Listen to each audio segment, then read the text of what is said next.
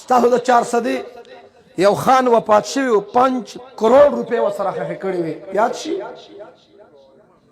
خښې کړې وې دې سوچ کې پرېوته چې دا قبر به کوم ځای چې راکولو یې کو پیکچ پکې پروت دی د 5 کروڑ روپو پیکچ توجه مال والا سره مال قبر ته نزي قرآن والا سره به قرآن قبر ته ځي دې مؤمنانو سره په دې مسجد کې چې موجود دي د دنیا په کم ګوټ کې اورېدونکي ایمان والا سره به ایمان قبر ته ځي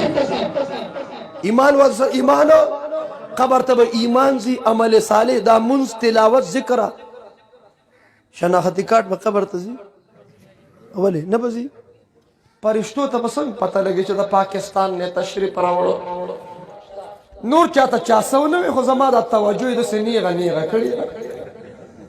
خو که په لاره ځې ټریفک والا دې ویني وایي توجه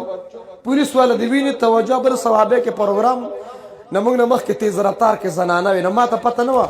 ما ته د ډریور راته ووي یو زنانه بل زنانه ته دا چل کوي وایي توجه سم یو چل دی بهرحال در چا خپل تکیه کلامی زما تکیه کلام څه شی دی زموږ نوشهره کې یو تبلیغ والا امیر صاحب دی دغه تبلیغ والا امیر صاحب تکیه کلام دی چې څومره بیان کوي که 6 نمبر بیانوي هغه وایي کامیابي الله په دین کې ایښې ده الله به راضي کوو ګشت به کوو تعلیم به کوو شبې جمعې شب اتوار نه به ځو زه ورته یم امیر صاحب په دې باندې خلک هم چارج کې او ځان هم چارج کې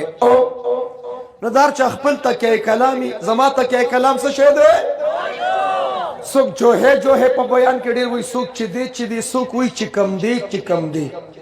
چې کم دی والا په شب قدر کې هم ډېر دی چې کم دی په بیان کې وایي توجه نه چا ورته چې بیان تقریر کوه خو دا چې کم دی پکې مه وایه هغه ورته وایي که څوک مې سر د تنې غوس کی چې کم دی که څوک مې سر د تنې غوس کی چې کم دی و به نړمه د چې کم دی نه چې کم دی نه بهرحال ستاسو د ټولو توجه غواړم ختم القرآن حوالې سره مختصر گزارشات ستاسو مخې ته کېښودل غواړم په کائنات کې الله قرآن ته عظمت هم ورکړي شرافت هم ورکړي فضیلت هم ورکړي رفعت هم ورکړي اور په تمام کائنات کې بهترین نسبت قرآن دی وایي بهترین نسبت قرآن دی که د نسبتونو خبره کې او د تعلق د قرآن په شان نسبت د قرآن په شان تعلق په کائنات کې نشته قرآن په شانته ملګری دوست تا ته لار ښودونکي تا ته طاقت درکوونکي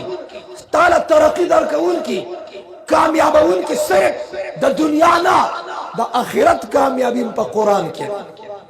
بهترین ملګری قرآن دی نسبت ته وګوره دنیا کې ډېرې شپې دي د جمعې شپه د اختر شپه د واده شپه لیکن شپه هغه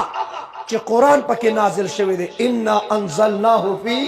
لیلة القدر وما ادراک ما لیلة القدر خیر من الف شهر د زرو میاشتو نه وایي بهتره میاشت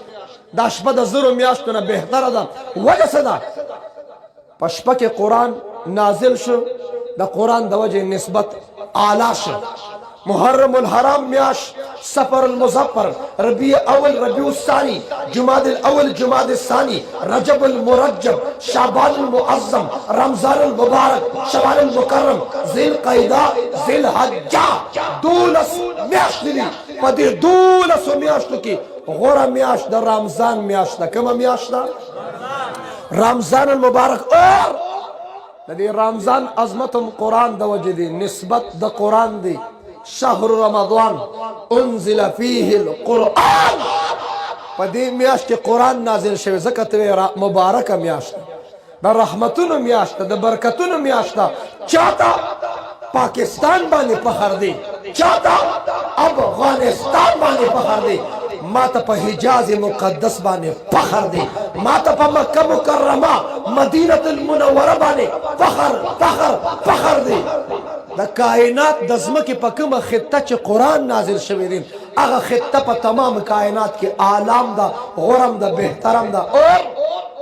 په کوم نبی چې قرآن نازل شو نزل علی محمد، الله په د انبیاء سردار وګرځو. کومې فرشتې قرآن دنیا ته راوړو، نزل به روح الامین، جبرائیل روح الامین، الله د فرشتو سردار جوړ کړ. توجه، اور کوم امت ته چې قرآن راغی کنتم خیر امتن، دا امتم الله تعالی د امتونو کې غوره امت وګرځو. دا نسبت د قرآن دی، دا تعلق د قرآن دی. نن ختم القرآن دی، مجلس د قرآن دی، محفل د قرآن دی. قاری صاحب د قرآن تم وګورا، د قرآن قاری، د قرآن عالم، د قرآن مجاهد، د قرآن خادم، د قرآن مفسر، د قرآن قاری. قرآن سره نسبت دی. دی حافظ صاحب تم وګورا، قاری صاحب تم وګورا. دلته خانان به موجود وي، ملکانان به موجود وي، نوابان به موجود وي، بادشاهان به موجود وي. لیکن وورا د تمام کائنات خانانو ته ووایا، بادشاهانو ته ووایا، نوابانو ته ووایا، وزیرانو ته ووایا، ټول کائنات کې لوی دولت دولت د قرآن دی. وای لوی دولت دا زمونږ په خوله راځي نه نو مونږ خو نور څه د دولت وایو، خیرن خیرن کېږو. وای لوی دولت دا که د زړه غواړي او که نه غواړي نن به وایي لوی دولت نه مني، زړه بالکل نه مني، هسې ګپ لګو. لوی دولت ظالمه دا خوله پې وخوځو که نه. لوی دولت جنګېږو، شیطان سره جنګېږو. وایه لوی دولت پیسو ته دولت وایو، مال، ډالرې، لوټونه، دراهم، ریالونه، پاونډونه. توجه، لوی دولت چې د چا پکې شک دی بالکل یې مه وایه. لوی دولت، لوی دولت.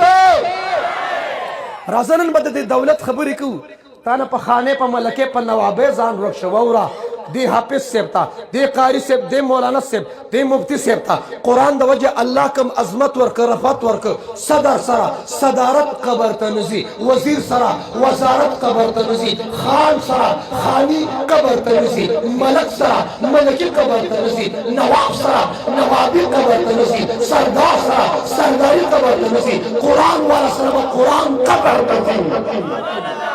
قرآن والا سره به قرآن. او کیدی شي دا قاری صاحب وفات شو او دا قرآن د ده په جیب کې پروت و، نو کیدی شي چې بیا ورسره قبر ته نه وتلی، ځکه چې جیب نه نه جیب والا قرآن نه. دا قرآن د قاری صاحب په داسې ځای کې پروت دی، دا د دې عالم په داسې ځای کې پروت دی، دا قرآن د دې مسلمانانو په داسې ځای کې پروت دی. دلته نه د چا پلار هم نشي برسوي. قرآن والا به قبر ته سره د قرآن ځي.